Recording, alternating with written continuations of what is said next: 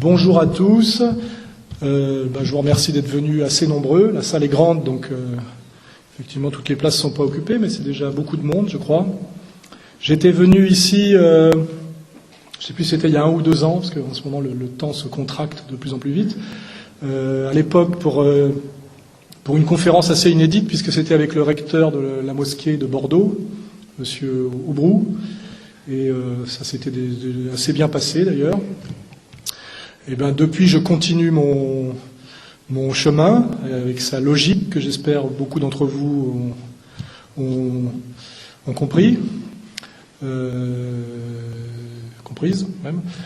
Pour ceux qui ne comprennent pas, vous pourrez poser des questions après mon petit monologue.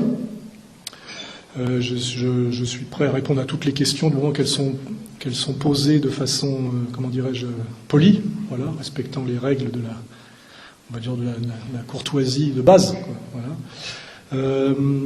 Alors normalement, originellement, j'ai une conférence type qui est faite pour présenter mon dernier ouvrage, Comprendre l'Empire, demain la gouvernance globale ou la révolte des nations, parce que je me doutais, parce que je commence à avoir une certaine pratique, que ce livre que j'ai sorti maintenant il y a 3 mois n'aurait aucun relais médiatique institutionnel, ce qui s'est vérifié d'ailleurs.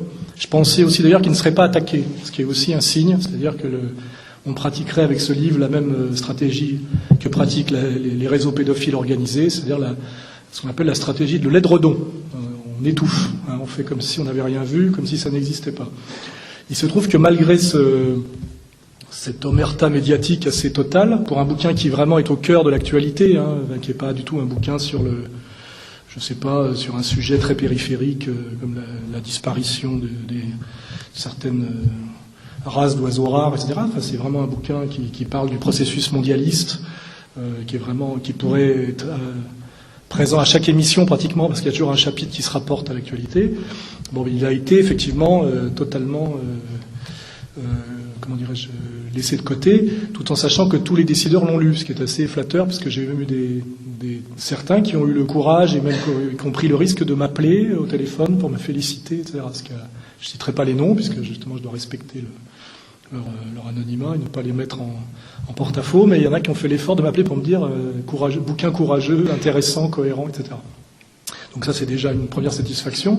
Et une autre satisfaction qui est beaucoup plus intéressante pour moi sur le plan pécuniaire et aussi sur le plan politique, c'est que ce bouquin, qui est sorti il y a 3 mois, est encore, notamment hier, dans la liste des meilleures ventes, notamment du Nouvel Observateur, ce qui est quand même, pour paraphraser Dieudonné, ce qu'on appelle une quenelle de 175 épaulés. C'est-à-dire que normalement, c'est un livre qui ne devrait pas être lu et qui ne devrait pas circuler, et il passe devant bien des essais qui ont pourtant droit à toutes les invitations chez ces intellectuels et ces animateurs de renom et de talent que sont Franz-Olivier Gisbert, Guillaume Durand, l'émission à laquelle participe Éric Zemmour, à qui j'ai envoyé le bouquin, qui m'a remercié, m'a félicité pour son contenu, mais qui ne l'a jamais cité dans aucune de ses 6 émissions. Il aurait pu glisser un petit truc, non. Robert Ménard m'avait dit qu'il m'inviterait, finalement il a dit je ne peux pas, c'est-à-dire qu'il peut écrire Vive Le Pen, ça il peut, hein, publier un livre qui s'appelle Vive Le Pen, mais il ne peut pas m'inviter, il m'a dit si je t'invite, je perds ma place. Voilà. Ce qui est très flatteur, parce que comme l'a dit également aussi un certain Stéphane Guillon,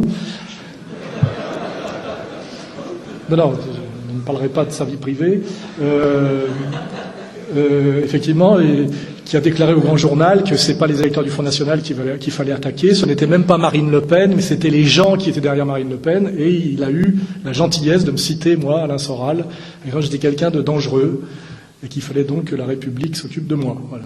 Donc tout ça est très flatteur, c'est-à-dire que c'est comme les effectifs de police, là, c'est quand même... je suis d'ailleurs très déçu, parce que l'année dernière, je crois que pour la même genre de conférence, nous avions une centaine d'antifas. Les antifas, vous savez ce que c'est les punks à chiens,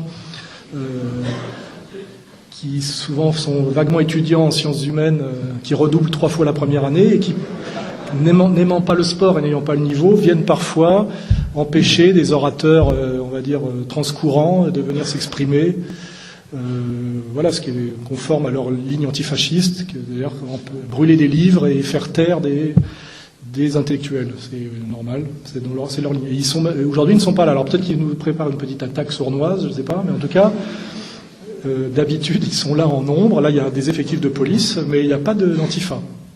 Alors peut-être que tout ça a peut-être un sens politique, c'est-à-dire que Égalité et Réconciliation, qui est l'association que j'anime, et qui est une association nationaliste transcourant et qui propose la réconciliation nationale à tous les Français, quelles que soient leurs origines, leurs confessions, en fait sur une ligne totalement conforme à ce qu'on appelle le nationalisme français, qui n'est ni le nationalisme anglais ni le nationalisme allemand. Il se trouve que cette ligne est très embarrassante pour les antifas, puisque maintenant, et ça s'est passé à Rennes récemment, pour ceux qui savent, il y avait une petite conférence organisée dans un café d'un ami à nous qui s'appelle Laurent James, qui fait des conférences sur la pensée traditionnelle. Hein, c'est pas tout à fait ma ligne, mais c'est un camarade, on le soutient. Et il devait parler dans un café, tenu par un Sri Lankais, devant des gens qui étaient venus écouter ses lectures. Et il y a eu 50 antifas qui sont venus empêcher les gens de venir l'écouter. Et il paraît que, d'après ce que je lis, 8 ou 10 garçons issus des quartiers et d'origine maghrébine les ont remis à leur place, eux qui étaient tous des blancs de la moyenne bourgeoisie. Voilà, ce qui veut dire qu'aujourd'hui, nous avons des étudiants blancs de la moyenne bourgeoisie qui essayent d'empêcher des conférenciers de s'exprimer et qui se font remettre à leur place par des jeunes Français d'origine maghrébine et de confession musulmane. Et alors c'est assez drôle de voir ces jeunes blancs de la moyenne bourgeoisie des centres-villes traités de fachos des jeunes Français issus des quartiers. Et c'est aussi ce que Dieudonné appelle une quenelle de 175 épaulés.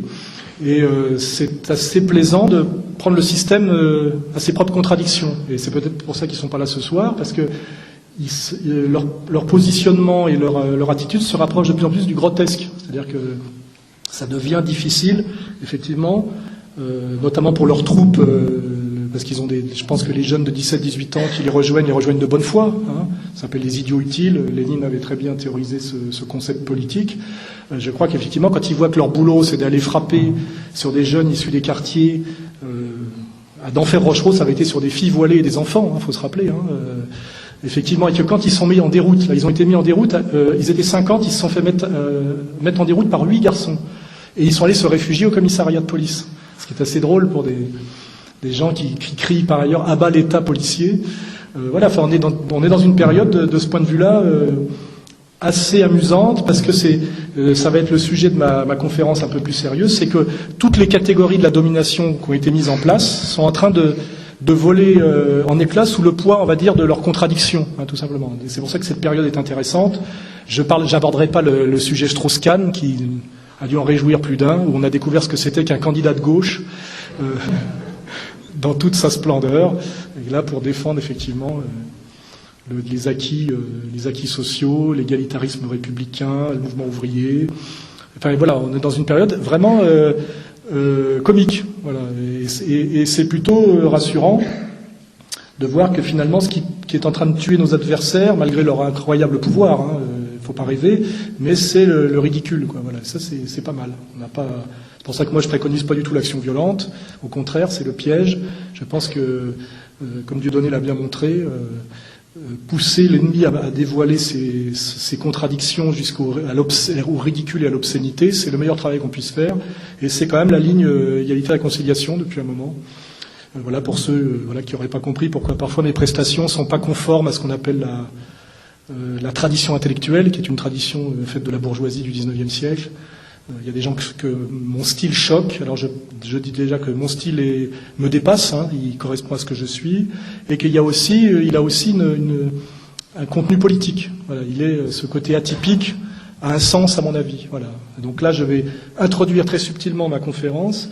L'idée, c'est d'échapper aux catégories de la domination. Alors récemment, je me suis attaqué à 2 catégories typiques de la domination, qu'on va dire bourgeoise, qui est la figure de l'artiste et la figure de l'intellectuel, au sens où l'artiste qui se revendique comme un être inspiré au-dessus du social et quelque part avec cette idée qu'il est inspiré par quelque chose de divin, qui rejoint, à mon avis, la notion d'époqué dans le néo-kantisme, pour ceux qui ont une formation philosophique, ce qui est très arrogant et qui finit toujours dans l'idée du style. Hein. Et là, ça m'a valu quelques frictions avec Marc-Édouard Nab pour bien comprendre. Voilà, je crois, moi, qu'à un moment donné, cette posture du grand écrivain, qui est typiquement une catégorie de la bourgeoisie dominante et qui maintient la domination, est une catégorie qui ne doit pas nous aveugler. Voilà. C'est la postérité qui dit si vous avez du talent. Le style, revendiquer et prétendre avoir du style est très dangereux, car en réalité, le rôle d'un écrivain est d'approcher au plus près de la vérité, donc de s'exprimer le plus justement possible et non pas de faire le malin, et qu'à un moment donné, la prétention au style devient contradictoire. En fait, ça s'appelle du maniérisme, ça est un faiseur, et voilà. Et je veux dire, en plus, c'est la postérité, c'est la durée qui détermine si vous étiez un grand écrivain ou pas, si vous avez du style. Je ne me pose pas cette question, je m'en fous. Il est possible que beaucoup de gens écrivent mieux que moi, déjà parce qu'ils ont lu, de par leur origine de classe, beaucoup plus tôt que moi, les classiques, etc., ce qui n'est pas mon cas. Mais je prétends, moi, qu'il faut se méfier de ce genre de catégorie. Et l'autre catégorie symétrique au grand écrivain, qui renvoie cette première catégorie renvoyant à l'intuition, à l'inspiration, est la catégorie du grand intellectuel.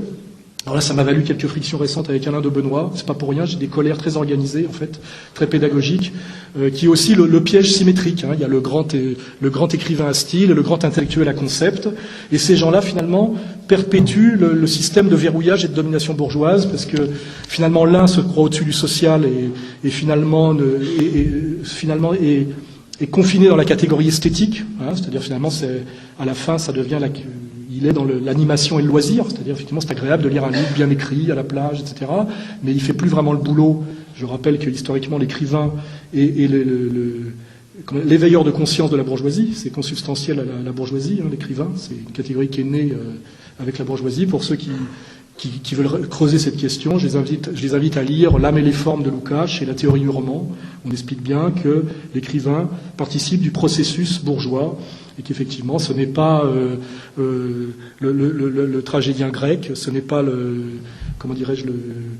chant moyenâgeux, c'est la catégorie de l'individu à conscience douloureuse, et qu'effectivement le combat de l'écrivain, c'est la vérité sans les outils, on va dire, du transcendant. Voilà. C'est pour ça que le style est un épiphénomène. D'ailleurs, Lukács parle très bien de ça quand qu'il dit qu'après Balzac, et déjà quand on passe de Balzac à Flaubert, il y a un travail du style qui devient un dessèchement et quelque chose qui commence à se scléroser dans la question bourgeoise.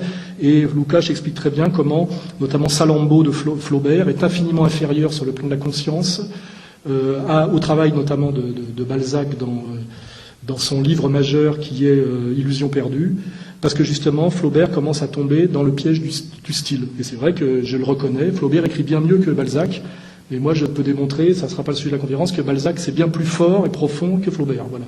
Et surtout que tout Flaubert est déjà dans Balzac. Voilà. Voilà. Bon, ça c'est petit aparté. Et après, l'autre catégorie effectivement piégeuse de l'homme à concept désincarné, qui est le grand écrivain, le grand intellectuel, effectivement, qui a fait dégénère. D'ailleurs, l'ultime catégorie, c'est l'économiste. Hein, c'est vraiment la catégorie dominée par excellence. Et effectivement, récemment, de Benoît m'a reproché que dans mon livre, que mon livre était un peu vulgaire selon lui, parce qu'en fait, il alternait les concepts et les noms propres. C'est-à-dire, effectivement, il y avait de la théorie et il y avait le lien avec les acteurs actuels qui mettent en action ce système, cette théorie de domination. Or, j'ai trouvé une citation de Bonald, de Mestre, je crois, qui me valide entièrement. C'est-à-dire que quand on a mis en avant les idées, mais qu'on n'a pas nommé les gens qui les mettent en cause, qui les mettent en action, on n'a fait que la moitié du travail. Hein. C'est une citation qui n'est pas exacte, ça aussi je fais exprès, je n'aime pas apprendre les citations par cœur, mais ce qui veut bien dire que l'idée d'être dans le concept pur, désincarné, et finalement de sortir du politique et de trouver quelque part vulgaire de nommer ceux qui agissent, c'est-à-dire on attaque la bourgeoisie mais on ne touche pas aux bourgeois, c'est-à-dire qu'on monte du doigt le processus bourgeois comme la dérive du capital, mais on ne montre pas Thiers, le salaud qui fait tirer sur la commune. Je ne pense pas, moi, que ce soit un grand intellectuel de faire ça. Je pense que c'est tomber totalement dans le piège de la bourgeoisie, qui est de ne servir plus à rien. Hein, c'est le concept désincarné, dont en réalité la motivation ultime est la lâcheté. C'est parce qu'en fait, on a des ennuis que quand on nomme les acteurs, pas quand on nomme les concepts. Voilà. Et moi, j'aime bien dire qu'effectivement, qu'il y a une dérive de l'accumulation capitaliste et qu'on est passé du capitalisme entrepreneurial au capitalisme financier pur. Mais à un moment donné, il faut dire que ça se joue à Wall Street, que c'est piloté par des gens qui sont en général issus de l'Ancien Testament, qu'ils soient juifs ou protestants, et que c'est porté à bout de bras par des Ben Bernanke contrôlés par des Greenspans, etc., etc., et que c'est eux qui font le sale boulot. Et que si on ne dit pas ça jusqu'au bout, on ne fait pas le travail. Mais évidemment, quand on fait le travail jusqu'au bout, on sort de ce lieu sacro-saint et protégé par la bourgeoisie qui est la bibliothèque, et on rentre dans le combat sale, où on risque, là il y a un portable qui sonne, c'est pas grave, il faudra fusiller plus tard, et on tombe dans le piège, je dirais, qui est le piège symétrique du grand écrivain à style, qui est l'intellectuel à concept, qui fait que la dernière fois que je suis passé chez Tadi, ah non, là, ça devient carrément de la provocation. Que la dernière fois que je suis passé chez Tadi, Monsieur Maffesoli, immédiatement pour me contrer, a dit « on se croirait au bistrot du commerce, je vais parler un peu latin », et il a exhibé sa rosette, son nœud papillon. Voilà, lui qui est typiquement un cadre de l'université française. J'ai dû faire remarquer après que c'est quand même lui qui avait fait avoir son doctorat de sociologie à Elisabeth Tessier, ce qui prouve quand même que c'est un clerc digne et responsable. Hein. Là, je renvoie à Banda, pour ceux qui veulent lire La trahison des clercs. C'est un livre qui remonte, je crois, à la fin des années 20, où déjà on expliquait que le clerc bourgeois avait trahi tout ce pourquoi la bourgeoisie révolutionnaire de 1789 l'avait mis en place à la place des ecclésiastiques. Et c'est intéressant déjà de comprendre ça. Comment échapper aux catégories de la domination. Alors après, je vais aller un peu plus loin dans cette dénonciation des catégories à laquelle nous sommes soumises pour nous rendre totalement inefficients dans le combat. Et c'est plus risqué que de parler de l'artiste et de l'intellectuel à concept, et de l'artiste à style. C'est de parler de ces deux mots qui tuent. Il y a déjà le fascisme, hein, qui est déterminé négativement par l'antifascisme, c'est-à-dire, voilà, vous êtes toujours sous la menace de vous faire traiter de fasciste quand vous essayez de mener un travail critique cohérent. Et le deuxième, évidemment, qui là est le mot qui tue, que moi-même j'ose aujourd'hui prononcer, mais j'ai attendu des années, qui est le mot antisémite. Voilà. Vous savez très bien que si à un moment donné vous faites un travail critique sérieux sur le processus de domination actuel, on va vous traiter d'abord de fasciste, et si ça suffit pas, ensuite d'antisémite. Et là, je parle de catégorie de la domination, c'est que quiconque n'a pas le courage, à un moment donné, par une armure, je dirais, historique, conceptuelle, hein, à partir du logos, bien compris, d'aller affronter fièrement et crânement ces deux concepts qui sont en fait qui ne sont pas des vrais concepts, qui sont des entreprises de terreur intellectuelle, hein, il faut qu'ils se taisent et qu'ils fassent, comme je l'ai dit, de l'import-export. Parce que de toute façon, là où on en est aujourd'hui, dans cette période d'accélération de l'histoire, de radicalisation des positions, si votre seule terreur quand vous parlez, c'est de vous faire traiter de fasciste et d'antisémite, et que vous voulez éviter à tout prix qu'on vous balance ces anathèmes, hein, qui sont des anathèmes, effectivement, pour vous montrer que vous avez, que vous êtes passé dans l'hérésie, que vous avez blasphémé, parce que c'est quelque chose de religieux, et bien à ce moment-là, je dis, il faut élever ses enfants, faire de l'agriculture biologique, enfin, il faut arrêter de parler, parce que le temps est venu où il va falloir avoir le courage d'affronter ces pseudo-concepts qui sont effectivement des moyens de terreur très efficaces. Je le sais, parce que j'ai déjà été condamné par la justice pour ça, des fortes amendes, ça m'a valu la mise au banc des médias. Pour ceux qui ne se seraient pas rendus compte, quand est-ce que Dieudonné a été chassé des médias, quand est-ce que j'ai été chassé des médias, c'est sur cette question-là et aucune autre. Voilà. Et il faut oser un petit peu, je dirais, décortiquer ça. Alors je vais commencer par le plus risqué, parce que je ne sais pas, je m'attends toujours. Je suis comme un scientifique qui teste ses potions sur lui-même. C'est-à-dire que cette conférence a aussi pour but de voir si je suis envoyé au tribunal ou pas. Comme ça, je vois comment fonctionnent les lois de la République, à quel point on en est d'inversion des valeurs et de mensonges. Donc il y a une partie risquée, mais je pense qu'il n'y a que comme ça qu'on peut vérifier et aussi mener le combat. Voilà.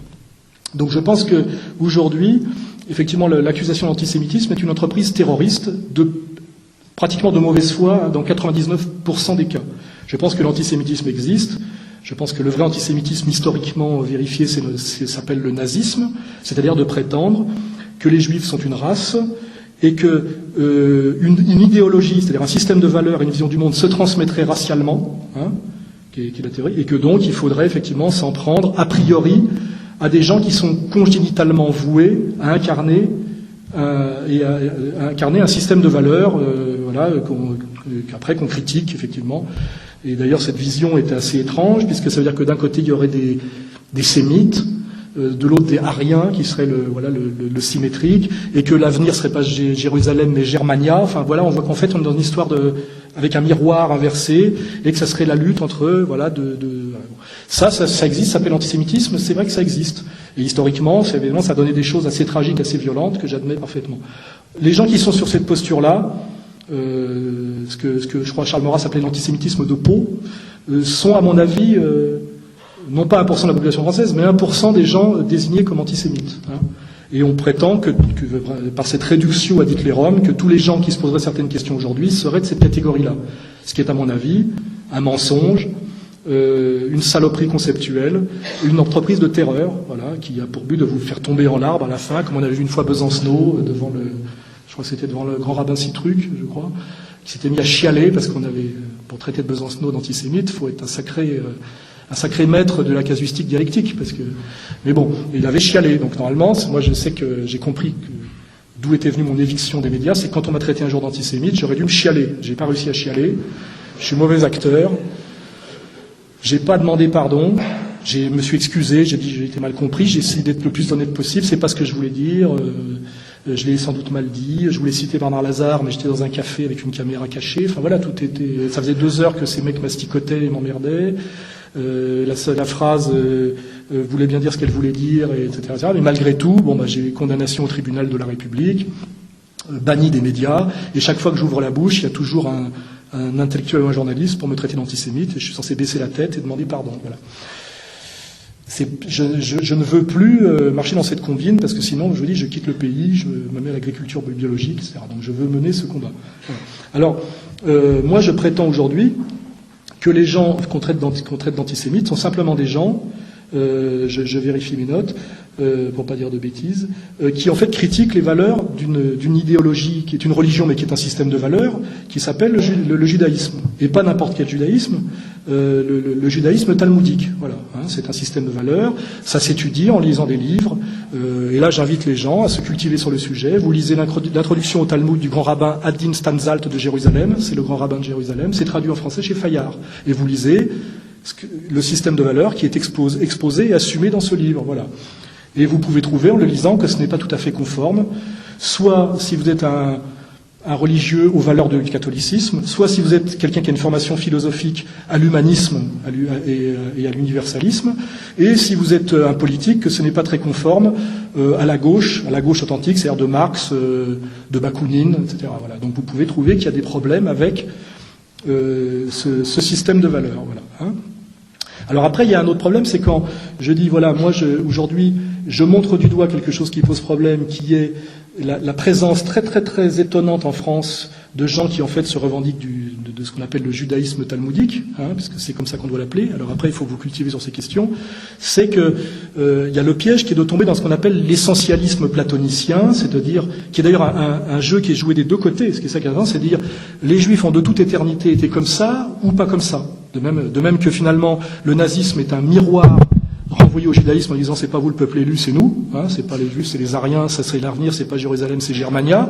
De même, finalement, quand vous faites de l'essentialisme platonicien en disant le judaïsme a toujours été pareil de tout temps et il faut trouver un concept qui le définit éternellement, vous tombez dans le piège de la historicité, parce qu'en fait on peut démontrer par des lectures saines et approfondies que le judaïsme a changé à des tas d'époques. Et qu'aujourd'hui, on parle le judaïsme dont je parle, c'est le judaïsme talmudique d'aujourd'hui. Il a été très différent sans doute au VIe siècle avant Jésus-Christ, au 1er siècle après Jésus-Christ, au 3e, au 8e, assez différent selon les lieux géographiques, selon la composition de la communauté en question, qu'il soit une communauté agricole ou pas agricole, de classe moyenne urbaine ou pas, selon qu'elle soit en relation dans un pays qui est une monarchie avec une dominance une prééminence royale, ou par contre un système féodal sans prééminence royale. Tout ça s'étudie. Je pense que l'homme le plus honnête qui a étudié tout ça, c'est un livre que je voudrais remettre en circulation, c'est Israël Shaak, hein, qui est un juif, fils de déportés israélien, et qui a eu l'honnêteté d'écrire ce livre. Histoire juive, religion juive, le poids de 3 millénaires. Et ce qui est étrange, c'est que ce livre passionnant, d'une honnêteté incroyable, et qui justement ferme la bouche à tous les racialistes, d'un côté ou de l'autre, puisque finalement, aujourd'hui, le problème du racialisme, c'est que vous avez des gens qui disent « les juifs sont de toute éternité ça ». Alors c'est bon, ça c'est embêtant, mais surtout vous avez des juifs qui revendiquent de dire « je suis né juif, donc tout ce système de valeurs, je l'ai en moi, de manière incritiquable par mon libre arbitre, car ça passe par le sang ». C'est assez délirant. C'est une théorie raciale intégrale à l'envers. Je crois que on a tous notre libre arbitre et qu'on peut, en conscience, quand on s'intéresse à un sujet, aller aux textes fondateurs qui définissent ce concept, qu'est-ce que c'est, et juger selon des valeurs, si on y adhère ou pas, il n'y a pas de problème. Refuser de faire ce travail s'appelle du tribalisme ou du racialisme, c'est-à-dire il n'est pas question que je critique parce que je fais partie de cette communauté, ou il n'est pas question que je critique parce que c'est ma race. Alors à ce moment-là, il faut l'assumer. Mais ce qui est très étrange, c'est qu'aujourd'hui, quand je détricote ce truc-là, je dis voilà, il y a un problème aujourd'hui avec des gens qui se réclament d'un système de valeurs qui est totalement non conforme à l'universalisme, qu'il soit d'ailleurs chrétien ou athée, aux droits de l'homme, etc. Quand je dis ça, je me fais traiter d'antisémite, alors que tout est à front renversé. Alors qu'en fait, je suis quelqu'un, si je veux aller jusqu'au bout, c'est-à-dire que je me fais traiter par quelqu'un de raciste, puisque aujourd'hui on a accolé l'antisémitisme, qui en réalité était l'antijudaïsme, soit l'antijudaïsme philosophique, soit l'antijudaïsme de gauche, soit l'antijudaïsme chrétien. On vous traite de raciste, alors qu'en fait votre démarche est un antiracisme intégral et authentique. Vous voyez ? C'est-à-dire qu'aujourd'hui, ce qu'on appelle un antisémite, dans la bouche d'un malhonnête comme Finkielkraut, qui a les moyens conceptuels de comprendre tout ça. Je ne vous parle pas du petit marchand de jeans du Sentier, qui est membre de la LDJ, qui a 20 ans et qui est un inculte total, à qui on a bourré le mou, que toutes ces élites, effectivement, ont bourré le mou, et qui, de bonne foi, croient effectivement que quand je parle de ça, je veux réouvrir les chambres à gaz. Ça, c'est pas à lui que je m'adresse. Je m'adresse aux élites de sa communauté, comme Finkielkraut, qui maîtrisent le logos, il le prétend aussi bien que moi, et c'est sans doute vrai, et qui me traitent d'antisémite, et donc de raciste, alors qu'en fait, j'essaye de pointer du doigt une dérive raciste incroyable de gens qui sont non seulement en France, mais qui sont une communauté très puissante en France et qui prétendent aujourd'hui incarner la République. C'est pas rien comme contresens. Et là, cette prise de conscience m'est venue un jour quand Bernard-Henri Lévy, cadre de cette communauté, qui revendique d'être un juif adhérent à la pensée talmudique, donc je veux dire, il n'y a aucun procès d'intention, et qui à un moment donné sort chez Arlette Chabot dans une émission sur le service public à 1 heure de grande écoute, ces synagogues qui sont le symbole de la République. Je réponds très honnêtement, les synagogues ne sont pas le symbole de la République. Et malheureusement, la liberté de culte, qui est un acquis effectivement de la République, et qui prouve qu'il peut y avoir des synagogues dans l'ère républicaine, mais c'était déjà le cas sous l'Ancien Régime, arrêtons de mentir. Effectivement, ce qui est dit ce qui est proféré dans les synagogues, c'est-à-dire le judaïsme talmudique contemporain, n'est absolument pas synonyme ou porteur des valeurs républicaines. C'est quand même assez facile à démontrer, et je le vérifierai d'ailleurs en fonction des attaques que je vais subir, qui seront soit des attaques physiques, parce qu'en général la réponse qu'on vous fait dans ces cas-là, c'est le passage à tabac, j'y ai déjà eu droit plusieurs fois, le tribunal, où là c'est le tribunal de la République qui vous condamne pour racisme, alors que vous n'avez fait que défendre les valeurs de la République, liberté, égalité, fraternité, n'est-ce pas ? Et puis après, c'est tout ce qu'on appelle la diabolisation en douce, les injures, les boycotts, etc., que je subis totalement et que Dieudonné subit totalement, qui tendent à prouver effectivement une très grande puissance communautaire en France.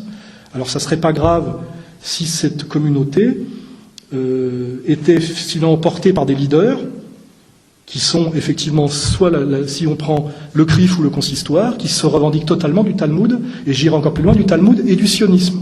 Et là, on aborde la question suivante, c'est comment juge-t-on aujourd'hui qu'un Français d'origine juive, qui était le pacte républicain passé avec les gens de cette communauté, qui était, il faut se rappeler, nous ne stigmatisons pas les Juifs, nous leur tendons la main pour qu'ils rentrent dans la République, et nous ne pensons pas systématiquement qu'un Français d'origine juive est quelqu'un qui adhère à des valeurs contraires aux principes de la République. Or, cette main tendue républicaine, qui est une phrase très précise, je crois, de Clermont-Tonnerre, qui dit « tout en tant que citoyen, rien en tant que juif », c'était ça, et c'est inversé totalement aujourd'hui, où vous avez des gens qui, au nom de l'égalité républicaine, revendiquent l'inégalitarisme racialiste intégral du judaïsme talmudique en France, et prétendent vous envoyer en prison quand vous faites remarquer que ce n'est pas tout à fait ça le pacte républicain. Or, la réalité est de plus en plus éclatante devant nos yeux. Nous avons des élites juives qu'on appelle la communauté organisée, c'est-à-dire le CRIF et le consistoire, qui, on le sait, représentent qu'un juif sur 6. Donc là, j'admets bien que 5 juifs sur 6 sont absolument pas pris dans cet amalgame, et que d'ailleurs toute l'histoire juive, quand on l'étudie dans le bouquin de M. Charac, sont des gens qui n'ont rien demandé, à qui on oblige d'obéir à une loi, souvent d'ailleurs par la force.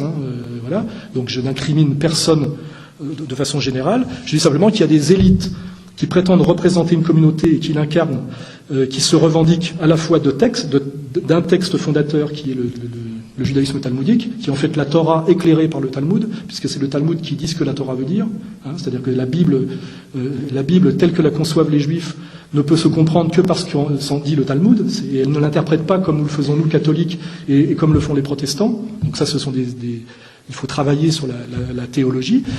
Et, comment dirais-je, empiriquement, cette vision du monde se vérifie par le sionisme comme processus historique, réel, comme attitude politique, et se vérifie par le soutien assez inconditionnel de ces communautés organisées à l'Israël. Et quand je dis c'est pas l'Israël du choc incroyable des violences hitlériennes, mais l'Israël d'aujourd'hui, qui est un État objectivement théocratique et militaire, qui revendique ouvertement une inégalité raciale entre juifs et non-juifs, notamment avec les Palestiniens, des persécutions, notamment sur les femmes et les enfants, on l'a vu dans Plomb durci, au nom des valeurs explicites du Talmud, qui décrètent bien, effectivement, que ne sont des humains que les juifs et que les non-juifs ne sont pas des êtres humains.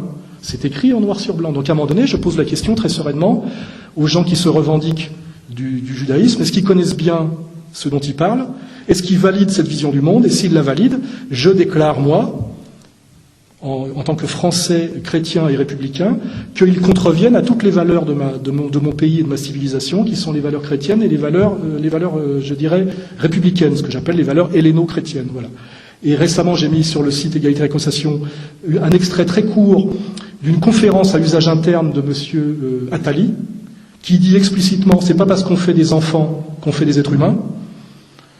Il y a des gens qui font 7 enfants, c'est pas pour ça que ce sont 7 êtres humains. Et quand je dis être humain, je veux dire juif.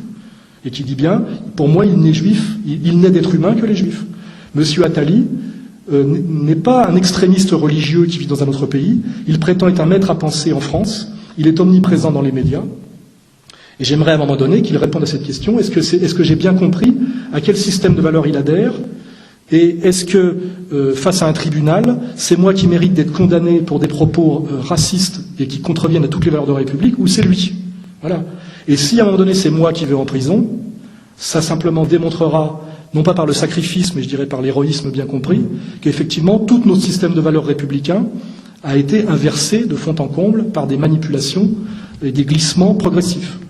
Et j'invite d'ailleurs les membres de la communauté juive honnête, puisque je pense que il y a beaucoup de gens qui sont ce que Israël Shamir appelle des juifs sur les bords, c'est-à-dire qu'ils sont nés dans cette communauté, comme moi je suis né catholique, je suis pas allé voir exactement toutes les exactions qui ont été commises au nom du Christ, et je ne les valide pas toutes parce que j'en ignore sans doute le principal, et ça c'est sans doute pour mes amis musulmans, est-ce qu'ils sont musulmans, est-ce qu'ils cautionnent ce qui se passe en Arabie Saoudite ou au Yémen, etc. Non, ils en savent rien, et je leur demande pas de compte. Mais à un moment donné, je leur dis, il y a des choses qui posent problème. Est-ce que vous pouvez aller voir si réellement c'est ça que vous validez? Et si la personne me dit oui, c'est ça que je valide, en conscience, je dis bon d'accord, tu te décrètes donc comme ennemi de la République, ennemi des droits de l'homme, ennemi de l'humanisme, etc. Alors pourquoi aujourd'hui il me semble possible de parler de tout ça? Parce qu'il y a une jurisprudence qui s'est mise en place progressivement, qui est la jurisprudence anti-musulmane. Il me semble que la République française a validé par des procès dont les gens sont sortis vainqueurs, qu'on avait le droit de critiquer l'islam, puisque c'est une religion, et que nous avons le droit, en France, qui est une république qui a décrété institutionnellement et constitutionnellement la séparation des églises et de l'État, nous avons le droit de critiquer les religions. Or, moi, quand je critique le judaïsme, je critique une religion, et je critique d'ailleurs le judaïsme actuel, qui est le judaïsme talmudique, tel qu'il est aujourd'hui compris et professé, notamment dans le pays qui incarne cette puissance et cette vision, qui est Israël. C'est-à-dire que je demande des comptes sur le plan républicain au grand rabbin Adin Stanzalk de Jérusalem et au grand rabbin Bernheim, qui est le grand rabbin de France. Et savoir si, effectivement, ce qu'il y a dans le Talmud, ce qu'il y a dans le livre des Égarés de Maïmonide, effectivement, il le valide et lui pose la question, si en son âme et conscience, il trouve que c'est conforme aux valeurs de la République et aux valeurs de l'humanisme et aux droits de l'homme. Et là, je dis que c'est d'autant plus obscène qu'on se rend compte aujourd'hui qu'étrangement, les gens qui nous donnent des leçons de droits de l'homme aujourd'hui en France et qui contrôlent finalement l'organisation droits de l'hommiste à travers les associations antiracistes, etc., sont très souvent issus de cette communauté et le revendiquent d'ailleurs. C'est-à-dire qu'aujourd'hui, nous nous faisons donner des leçons d'égalitarisme républicain et de droits de l'homme par des gens qui pratiquement explicitement et ouvertement adhèrent à un système de valeurs qui contrevient à tous les principes et à tous les fondamentaux de la République et des droits de l'homme. Voilà. Donc je pose cette question parce qu'elle est radicale et je la pose. Combien de temps cette obscénité va-t-elle durer encore? Qui mérite d'aller en prison de mois ou deux? Est-ce qu'on aura le courage, si c'est moi qui dois aller en prison, d'abolir la République et de nous dire en fait qu'on a juste aboli la puissance catholique et que la séparation des églises et de l'État n'était pas tout à fait ce qu'on nous a expliqué. C'était plutôt remplacer la prééminence d'une église par une autre, mais à ce moment-là qu'elle dise son nom et qu'elle affiche ouvertement son pouvoir au nom de ses valeurs. Voilà, je pose ces questions. Ça me paraît assez radical. Voilà. Et j'incite les gens non pas à s'énerver, mais à lire et à s'instruire. Voilà. Et je le dis, nous allons essayer de remettre en vente 2 livres qui, étrangement, malgré la communauté du livre très présente dans le milieu de l'édition, 2 livres qu'on ne trouve que chez les bouquinistes et à la vieille taupe, c'est-à-dire quand même des éditeurs ultra-marginaux et étiquetés extrémistes. Il y a 2 livres que j'invite à lire, qui est L'antisémitisme, son histoire et ses causes de Bernard Lazare. Bernard Lazare étant un héros de la communauté, premier défenseur de Dreyfus, premier compagnon du mouvement sioniste, mort à 36-37 ans, et dont il existe des centres Bernard Lazare, même à Paris, c'est-à-dire que c'est quelqu'un qui est considéré comme un héros de sa communauté. Il faut lire le livre qu'il a écrit qui s'appelle L'antisémitisme, son histoire et ses causes, qui est un livre très intéressant, très honnête. Et le deuxième livre que j'invite à lire, c'est le livre d'Israël Sharak, Histoire juive, religion juive, le poids de 3 millénaires, où il essaie de décrypter et de comprendre tout ce dont je vous parle en ce moment. Voilà. Voilà. Donc c'est quand on comprend ces soubassements, je dirais, à la fois politiques, philosophiques et voire même épistémologiques, qu'on comprend mes fâcheries récentes, notamment, parce qu'il faut toujours aller de la théorie à la pratique, avec les antisionistes belges. Voilà. Il y a quelque chose de risible dans l'antisionisme belge, c'est vrai, je le reconnais, ce qui est une forme de racisme anti-belge, mais c'est vrai que récemment, je me suis un peu heurté aux antisionistes belges qui me tiraient dans les pattes depuis très longtemps, en leur disant non pas vous n'avez pas le droit d'être antisioniste parce que vous êtes belge, mais en leur demandant à quoi sert votre antisionisme. Voilà. Et pour ça, c'est pareil, il faut faire un travail. L'antisionisme belge de M. Bricmont et M. Collomb est entièrement validé et assis sur la légitimité Chomsky. Voilà. Voilà. Et je crois qu'il faut avoir le courage d'aller au concept, de façon virile. En fait, ce qui sous-tend tout cet antisionisme, c'est de dire, en gros, le sionisme n'a rien à voir avec le judaïsme. C'est une épopée coloniale européenne, anglaise, puis américaine, qui en fait ne montre pas du tout une certaine violence juive, qui aurait un lien peut-être avec la vision talmudique dont je vous parlais tout à l'heure, mais qui a à voir avec la méchanceté, comment dirais-je, des impérialistes blancs européens, belges catholiques, et après, majoritairement, on va dire, protestants anglo-américains. Ce qui veut dire en fait que c'est pas la faute aux Juifs s'il y a Israël, c'est en gros la thèse, c'est la faute effectivement aux méchants blancs chrétiens éternellement. Voilà, c'est le logiciel en gros de ces antisionistes belges. Je dis que j'ai cru à ça moi-même très longtemps. Alors après il y a tous les corollaires, c'est Israël et n'existe que parce que c'est les Américains qui ont intérêt et c'est derrière en fait c'est la méchanceté, la puissance américaine. C'est pour ça d'ailleurs que récemment on a vu Obama demander un État palestinien dans les frontières de 67, et on a vu M. Netanyahou, c'est-à-dire le président d'un pays qui fait 6 millions d'habitants, je crois, et qui est grand comme 2 départements français, aller botter les fesses du président de la plus grande puissance militaire du monde. Qui donne des ordres à qui? Comment cela est explicable? Je dis que selon la thèse Chomsky, qui est, je dirais, la matrice de la thèse antisioniste belge, tous ces phénomènes historico-politiques deviennent incompréhensibles. Et là, je renvoie à l'excellent livre des messieurs Mersheimer et Walt, je crois, qui s'appelle La politique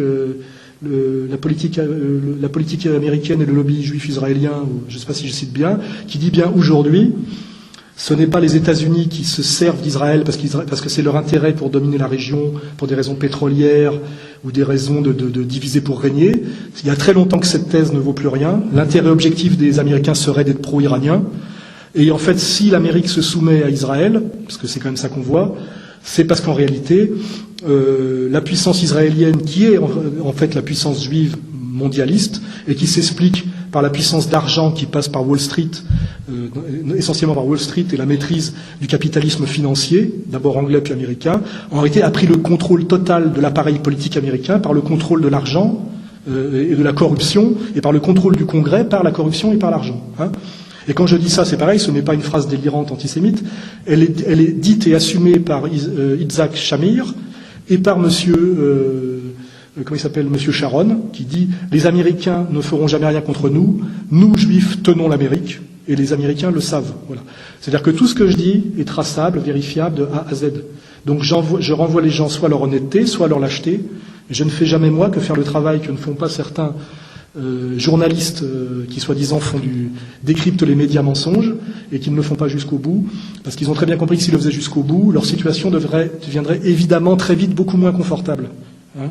Donc à un moment là, je dis voilà, vous êtes sortis de l'honnêteté, vous êtes sortis du courage, ou alors vous n'avez plus le niveau, vous n'avez plus la compétence, et s'il vous plaît, laissez les gens sérieux discuter. Car moi, je le dis bien, je le dis clairement, je préfère discuter avec un sioniste honnête, c'est-à-dire quelqu'un qui dit voilà, et j'en ai rencontré, nous sommes la nouvelle Sparte, notre système de valeurs judéo-talmudique est un système qui légitime notre action de conquête et notre attitude par rapport aux Palestiniens et en général aux non-juifs.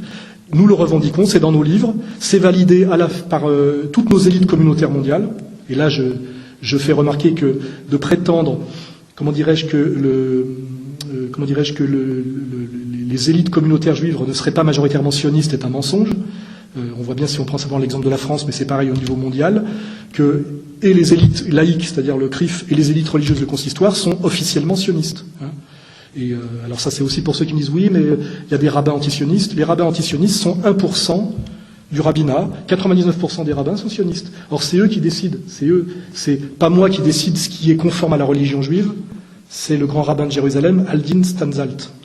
Et lui dit, moi, chef religieux, je vous dis que le sionisme est conforme aux valeurs et à la loi, c'est-à-dire la loi de la Torah. Et ça, c'est la réalité. Et là, j'insiste quand même pour vous faire remarquer que les religions en général sont toujours, et là, il faut sortir de l'essentialisme platonicien, sont réécrites en permanence, que ce soit la religion catholique, hein, c'est pas pour rien qu'il y a le Concile de Trente, et puis le Concile de Nicée, et puis Vatican II, on réécrit, on modifie, hein, on est passé dans le catholicisme officiel, il faut avoir l'honnêteté de le dire, de l'antisémitisme au philosémitisme. Hein. Voilà, c'est donc à un moment donné, c'est pas ce que le petit Jésus a dit qui compte, c'est ce que la papauté dit. Voilà, hein. Et c'est pareil. Je reviens sur la question. Ce n'est pas en lisant l'Ancien Testament qu'on peut savoir la vérité sur ce que pensent les élites juives de l'Ancien Testament. C'est en lisant l'interprétation qu'en font les rabbins. C'est-à-dire que c'est le Talmud qui dit la vérité de la Torah. Donc la vérité du judaïsme contemporain est dans le Talmud. Eh ben, il faut s'intéresser à ce système de valeurs. Alors après, je vous dis, il y a deux réponses. Il y a des gens qui me disent, mais moi, je n'ai jamais lu le Talmud, je suis juif pour des raisons culturelles et des raisons de filiation. Je dis, pose-toi les questions de savoir ce que tu défends quand tu défends des positions. Et puis d'autres qui me disent, je les défends de façon assumée. Et ça ressemble de plus en plus aux élites communautaires actuelles, qui défendent cette position de façon assumée. Voilà. Donc à un moment donné, je leur dis, excusez-moi, mais il me semble que vous êtes sortis de la République et des valeurs républicaines. Donc à un moment donné, soit il va falloir que vous vous soumettiez à nouveau aux lois de la République, soit il va falloir que vous nous démontriez que vous avez pris le pouvoir sur la République, et effectivement, il va falloir oser passer au stade supérieur, qui est effectivement d'abolir la République, pour effectivement dire effectivement que la loi française, c'est le Talmud. Voilà. Hein, et parce qu'on en est à peu près là, quand on voit les persécutions que subit le donné, quand on voit la façon dont je suis traité, etc. Et à un moment donné, ceux qui n'ont pas le courage d'aller, je dirais, sur ce chemin de vérité, qui se taisent, qu'ils aillent faire mumuse ailleurs, mais qui ne nous emmerdent pas. Parce que moi, je vous dis, là, je dialogue avec des gens, sereinement. Je suis absolument sûr de ma culture, de ma morale et de ma maîtrise du logos. Hein, et je mets au défi quiconque de me vaincre sur le terrain honnête de la discussion honnête. Voilà. C'est pour ça que je vous dis, en général, on me répond par des persécutions et pas par autre chose. Voilà. Alors après, si je veux passer à quelque chose d'un peu moins violent, au niveau des enjeux, il y a la question antifasciste. La question antifasciste est très liée à la question précédente. Hein. Dès lors que vous ne vous soumettez pas à toutes ces pouvoirs étranges et contradictoires actuels, vous êtes d'abord traité de fasciste, puis d'antisémite. On a vu que c'est systématiquement accolé. Il y a un tract qui vient d'être produit, je crois hier ou avant-hier, sur moi, fait par des antifascistes officiels. En réalité, à part une série de mensonges, toutes les citations qui sont mises de mon dernier livre montreraient que je suis hostile au judaïsme. Voilà. Oui, je suis hostile au judaïsme, il n'y a aucun problème. Oui. Ça ne fait pas de moi un fasciste, ça fait de moi un antifasciste authentique. Hein. Voilà, c'est clair et net. Hein. Si je leur réponds, au cas, ils n'auraient pas compris. Voilà. Donc après, effectivement, allons sur l'antifascisme. Parce que aujourd'hui, je parle pas de l'antifascisme courageux qui consistait à lutter contre les fascistes quand ils étaient là, qu'ils avaient le pouvoir. Je parle d'un antifascisme sans fasciste. qui est quand même beaucoup plus confortable, qui est l'antifascisme contemporain. Et il faut savoir d'où ça vient. C'est une stratégie de domination qui a été mise en place après-guerre sur un consensus qui est le consensus de Yalta, et qui est en fait le partage du monde, de la vérité et du bien, par le bloc communiste soviétique et le bloc du monde de la liberté, c'est-à-dire le bloc capitaliste américain. Voilà. Ils ont partagé et validé ce concept d'antifascisme qui avant était un concept purement stalinien, on va dire, et ils en ont fait un concept trotsko-libéral, c'est-à-dire en fait communiste anti-trotskiste, anti-stalinien d'un côté et libéraux de l'autre. Et c'est ce concept fait consensus, c'est-à-dire que finalement, par l'antifascisme, ça permet de décréter frères en démocratie le capitaliste libéral et le communiste non stalinien, et de rejeter en dehors du monde des honnêtes gens, c'est-à-dire dans le monde des Untermensch qui méritent d'aller au tribunal de la Haye, si on va jusqu'au bout du processus, qui est d'ailleurs l'héritier du tribunal de Nuremberg, hein, c'est le même processus, hein, c'est-à-dire finalement que la justice et l'égalité ne vaut que pour ceux qu'on a décrétés être des hommes, mais qu'on a les moyens, que ce soit selon la loi rabbinique ou selon une loi étendue, de décréter comme sous-hommes ceux qu'on veut détruire, c'est-à-dire la famille, par exemple, Kadhafi élargie, Ben Laden, qui lui n'a pas eu le droit, comment dire, à la présomption d'innocence comme monsieur DSK, n'est-ce pas? Il paraît que monsieur Ben Laden, on l'a flingué à vue, ce qui est assez étrange. Normalement, on aurait dû le prendre vivant, le ramener, le juger, parce qu'on ne sait même pas s'il est responsable de ce dont on l'accuse. Et ça n'a gêné personne. Et la famille Kadhafi, en ce moment, pour ceux qui connaissent ce qui se passe, ils sont en train d'assassiner toute sa fratrie, tout son clan, petits-enfants, cousins, etc., par des attaques ciblées d'hélicoptères, et ça ne gêne pas les mêmes qui se trouvent scandaleux que M. Strauss-Kahn, après, sous prétexte qu'il a, comment on dit, troussé la bonne, pour reciter Jean-François Kahn, un homme de gauche, comme chacun sait, catholique, de surcroît, voilà, que c'est quand même scandaleux que le type se retrouve arrêté par la police parce qu'il aurait troussé la bonne, c'est-à-dire je crois, d'après ce que j'ai compris, lu, et qu'il vérifiera, il s'est fait faire une fellation de force par la femme de chambre. C'est vrai que ça ne mérite pas pour un futur maître du monde, effectivement, de sortir avec les bracelets. D'autant plus que selon la loi de M. Strauss-Kahn, qui se revendique, je cite Strauss-Kahn, je me lève chaque matin en me demandant ce que je peux faire pour Israël, qui marié à Madame Sinclair, qui a déclaré, je crois que ça avait été repris à l'époque comme citation par le comique des proches, qui était assez courageux, qui avait déclaré qu'elle ne pouvait pas concevoir d'épouser un non-juif. J'aimerais bien savoir si on disait, un catholique français disait demain dans les médias, je ne peux pas concevoir d'épouser un non-catholique, comment ça serait interprété par le droit de, comment dirais-je, l'antiracisme institutionnel. Voilà. Je fais remarquer, moi, que selon la loi talmudique bien comprise, je vais me faire un petit plaisir peut-être de citer le plus grand penseur du Talmud, je crois que je l'avais mis quelque part, Monsieur Maïmonide, qui est le maître à penser, qui est au Talmud, ce que Moïse est à la Torah, voilà, et qui écrit, et que j'ai connu des gens, moi, que j'ai fréquentés, qui avaient dans leur bibliothèque les œuvres complètes de Maïmonide, c'est-à-dire qu'il faudrait savoir s'ils valident ce qu'il y a dedans, si c'est pour faire joli, s'ils ont le livre. À propos des nègres, Maïmonide écrit dans son guide des égarés, leur nature est semblable à celle des animaux muets, et selon mon opinion, ils n'attiennent pas au rang d'être humains. Parmi les choses existantes, ils sont inférieurs à l'homme, mais supérieurs au singe, car ils possèdent dans une plus grande mesure que le singe l'image et la ressemblance de l'homme. Voilà, c'est ce que dit. Voilà. Donc, selon Maïmonide, qui est le grand maître du talmudisme, les Noirs ne sont pas des hommes, hein, au sens. Voilà. Je vous rappelle que M. Attali nous a expliqué que seuls les Juifs étaient des hommes. Voilà. Voilà. Et après, je regarde mariage et relations sexuelles. Voilà. Selon Maïmonide, toute femme non juive est considérée comme non purifiée de ses menstrues, esclave païenne et prostituée. Voilà. Par conversion, elle perd les 3 premiers marques, mais reste toujours prostituée pour le restant de ses jours. Voilà. Je vous lis pas tout. Selon ce qui est écrit, la femme de ton prochain et non la femme de l'étranger. Un homme restera fidèle à sa femme, qui s'applique. Il n'y a pas de mariage valide. Alors, je sais sur le passage.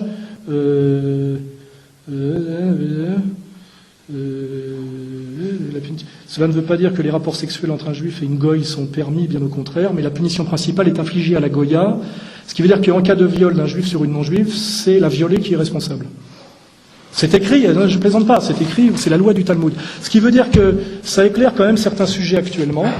C'est-à-dire que selon la loi de M. Strauss-Kahn, il n'a commis aucune faute. J'aimerais qu'on me dise que j'ai mal interprété, que j'ai mal compris et que j'ai abusé du sens. Je n'ai fait que mettre bout à bout des choses qui sont devant nous comme un pulse, voilà. Et j'aimerais savoir si ces gens-là, je parle d'Attali, je parle de Bernard-Henri Lévy, qui fait l'apologie du judaïsme talmudique intégralement, osent, comment dirais-je, affirmer en pleine lumière, effectivement, que pour eux, parce qu'on voit qu'il y a une incroyable solidarité tribale aujourd'hui, face, comment dirais-je, à la mise en accusation de Strauss-Kahn. Et on avait vu la même chose d'ailleurs avec Polanski. C'est quand même bizarre, on se dit comment ça se fait que c'est les gens de cette communauté, pas tous, mais ceux-là qui réclament d'un sionisme inconditionnel et du judaïsme talmudique contemporain, qui est le système de valeurs d'Israël, il faut le savoir. Hein. La constitution d'Israël, c'est la Torah, et aujourd'hui, c'est une théocratie militaire dont le pouvoir est au rabbin, il faut le savoir. Hein. J'aimerais savoir, effectivement, si c'est pour ça qu'il ne voit pas pourquoi M. Strauss-Kahn mérite d'aller au tribunal et peut-être d'être condamné, voire à de la prison. Et à ce moment-là, je leur dirais, est-ce que vous vous rendez compte que vous êtes sorti totalement de la loi universelle et républicaine et française et que vous êtes passé, sans vous en rendre compte, par des glissements progressifs, vous êtes laissé emporter par vos succès, ou vous êtes passé totalement à la loi talmudique qui contrevient à tous les principes universalistes et des droits de l'homme, et qui est, selon votre propre terminologie, quand vous la retournez contre moi, un racialisme et un racisme intégral et assumé. Est-ce que vous vous en rendez compte ? Est-ce que les gens qui pensent que vous êtes leurs élites communautaires s'en rendent compte ? Est-ce que vous vous rendez compte collectivement sur quelle pente fatale vous êtes en train de descendre ? Voilà. J'attends la réponse. Hein. C'est pas moi qui la donnerai. Voilà. Hein.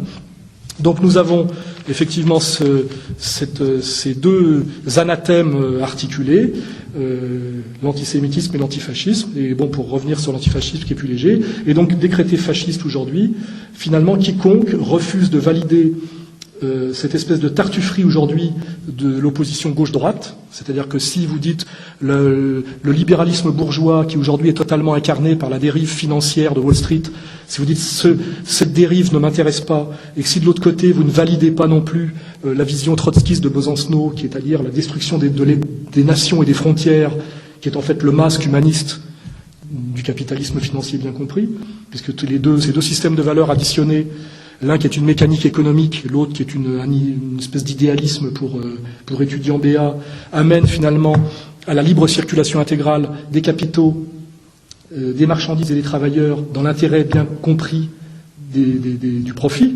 Voilà. À un moment donné, si vous refusez cette mascarade gauche-droite, et là je vais encore refaire un petit glissement sur DSK, on sait maintenant que cette opposition gauche-droite est une mascarade intégrale, puisqu'on voit que DSK, qui était le candidat